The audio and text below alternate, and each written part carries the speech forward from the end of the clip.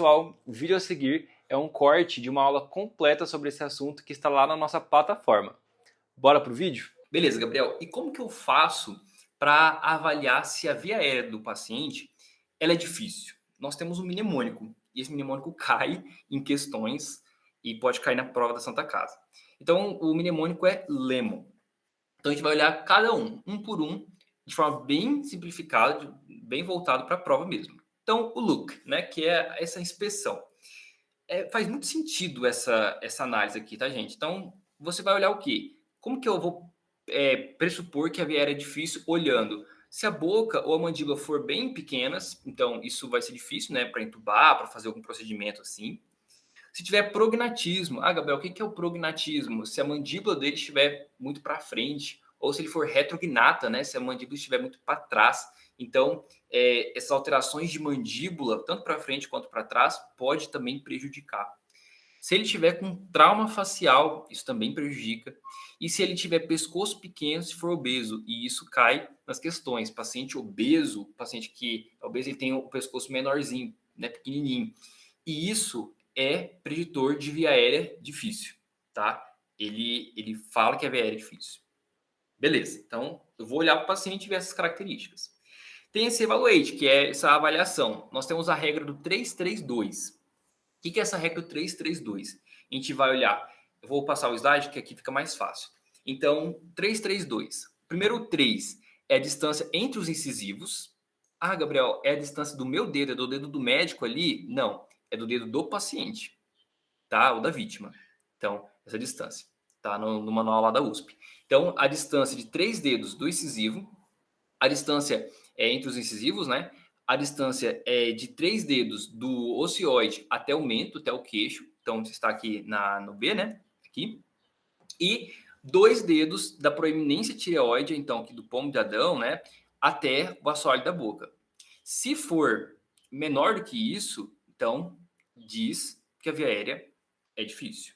Então, é uma forma de avaliar. 3, 3, 2. 3 incisivos, depois 3 ióide de mento, 2 proeminência tireoide, ou pomo de Adão, e o assoalho da boca, também chamado de a proeminência tireoide, também chamado de proeminência laríngea. Beleza, né? Acho que tranquilo. Então, eu vou olhar para o paciente, ver algumas características da boca, prognatismo, ver se ele é obeso, pescoço pequeno. Depois eu vou fazer a avaliação do 332. Então, ver a distância entre os incisivos, ióide-mento, proeminência tireoide e assoalho da boca.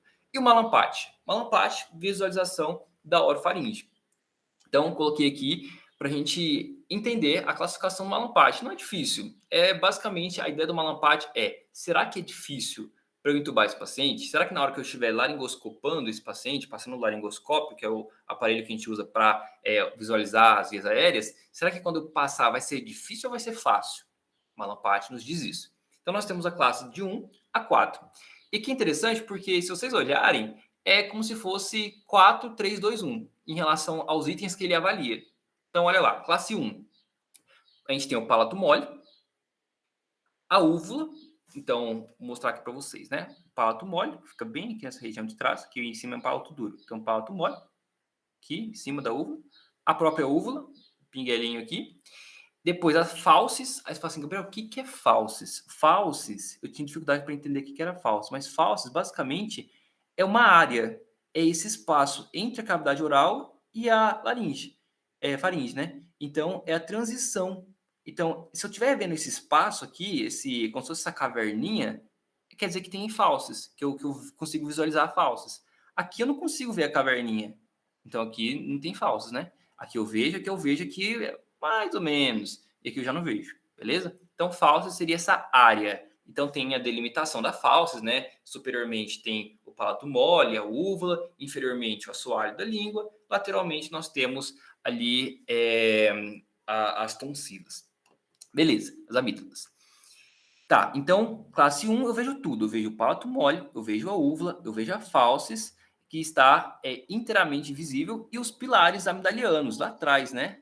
Os pilares amidalianos, um aqui do lado e um aqui do outro. Isso eu vejo os 4, então, na classe 1. Na classe 2, o que eu vejo? Eu vejo o palato mole, continuo vendo, vejo a úvula, a fauces está parcialmente visível, e aí eu já não consigo ver os pilares. Os pilares, eles, que são esses aqui, né? Esses pequenininhos aqui, eu já não consigo ver direito. Então, parcialmente visível. Classe 3, palato mole e base da uva visíveis. Agora, aqui ainda tá bonito, né? Mas tem uns que não dá nem para ver direito, realmente é falsas. E a classe 4, por fim, eu só vejo o palato duro. Uma outra imagem aqui para ficar melhor para visualizar. Então, nós temos aqui, né? Depois o slide está para vocês. Então, palato mole, a úvula, pilar posterior, pilar anterior e a falsas ali atrás, tá? Então, classe 1, 2, 3, 4. Acho que não é difícil, é depois só entendendo. E eles não cobram especificamente uma lampate, mas só para vocês terem uma noção mesmo. Tá, então, além do malampate, o que eu vou olhar? Então, já olhei a boca, já olhei algumas características, fiz a avaliação 332, vi o malampate e, lembrando, né, malampate 3 e 4 são piores do que 1 e 2, obviamente. Obstrução. Então, obstrução, a gente tem 4 sinais.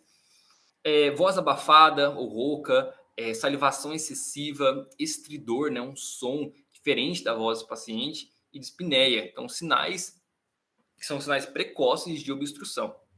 E por fim, para a gente acabar o Lemon, a gente tem a avaliação da mobilidade do pescoço.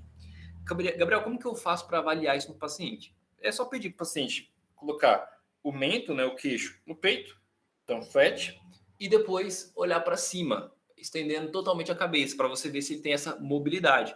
Por que isso? Porque quando a gente for falar de intubação, a gente vai ver que uma das manobras é fazer a posição do cheirador, né? Então, tem que fazer uma leve extensão dessa cabeça, então, desse pescoço. Ok, e avaliar se tem o uso de colar cervical. Beleza? Esse é o Lemon. Via aérea é difícil, preditor de via aérea é difícil. E agora a gente vai treinar, né? D. Então, preditor de via aérea é difícil, obesidade, abertura da boca menor que 3, malampate 3, como a gente falou, né? É difícil. Restrição à mobilidade cervical, que seria o último, e isso tudo prediz via aérea difícil. Agora, intubação traqueal prévia não entra nos critérios.